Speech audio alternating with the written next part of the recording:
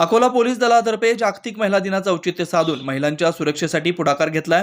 अकोल्यातील पोलीस दलामधील दामिनी पथकाचा विस्तार करण्यासाठी आणि महिला पोलिसांकरता 34 गाड्यांचा लोकार्पण करता कार्यक्रमाचं आयोजन करण्यात आलं होतं। महिलांमध्ये सुरक्षिततेची भावना निर्माण करण्यासाठी अकोला पोलिसात 34 दुचाकी दाखल झाल्यात। जिल्ह्यातील शहरी भागातील प्रत्येक पोलीस ठाण्याला 2 तर ग्रामीण पोलिसांना प्रत्येकी 1 दुचाकी देण्यात आली।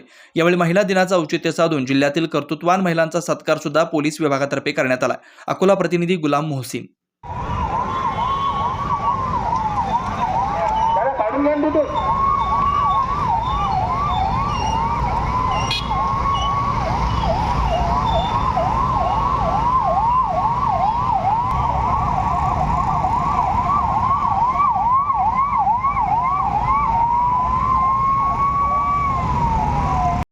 आमच्या विदर्भ टाइम्स YouTube चॅनेलला सबस्क्राइब करा आणि बेल आयकॉनला क्लिक करा आणि रहा आमच्या सोबत अपडेट।